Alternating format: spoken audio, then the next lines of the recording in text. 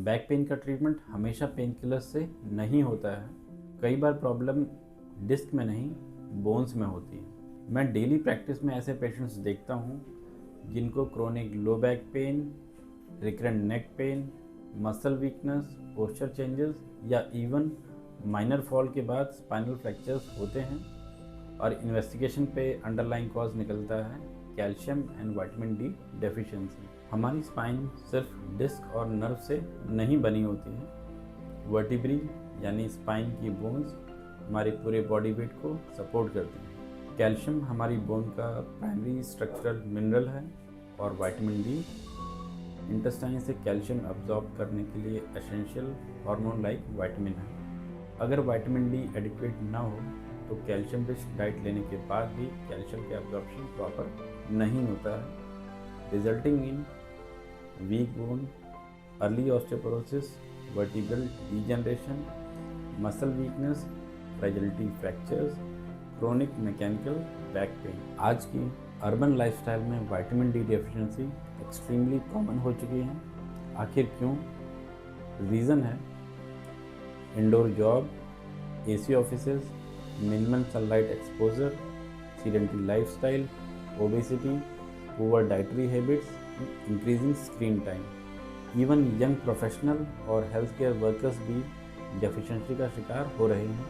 High risk groups for deficiency includes elderly patients, postmenopausal women, obese individual, sedentary professionals, patients with chronic back pain, patient with osteoporosis. Bone weakness का effect सिर्फ fracture तक limited नहीं होता है। जब vertebrae week होती हैं, spine की लोड बेयरिंग कैपेसिटी रिड्यूस हो जाती है, डीजनरेटिव चेंजेस एक्सेलरेट हो सकते हैं, chronic posture related pen develop हो सकता है, recovery after spine surgery affect हो सकती है। एल्डरली पेशेंट में माइनर ट्रॉमा के बाद कंप्रेशन फ्रैक्चर कॉमन हो जाते हैं।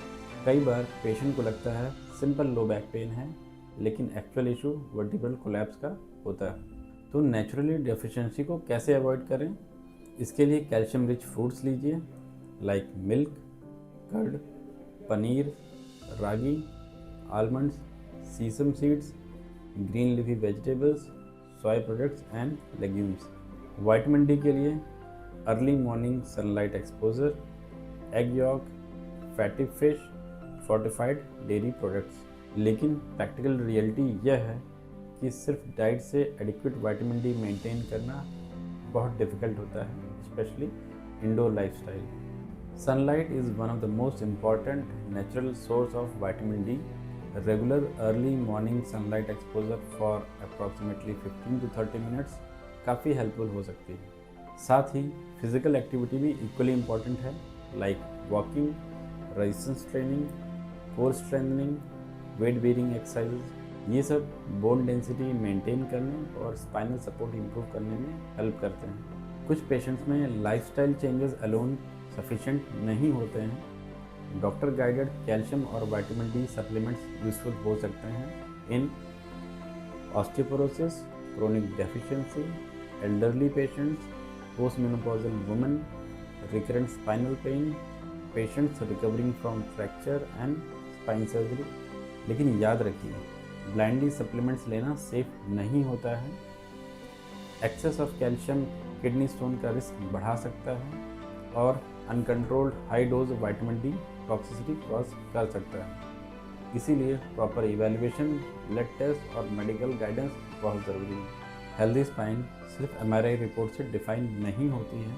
Strong bones, adequate nutrition, regular activity और प्रिवेंटिव केयर, यह सब लॉन्ग टर्म स्पाइन हेल्थ के स्ट्रॉन्ग पिलर्स हैं। Timely attention to calcium and vitamin D deficiency chronic pain को रिड्यूस करने, फ्रैक्चर को प्रिवेंट करने और क्वालिटी ऑफ लाइफ को इम्प्रूव करने में इम्पॉर्टेंट रोल प्ले करते हैं।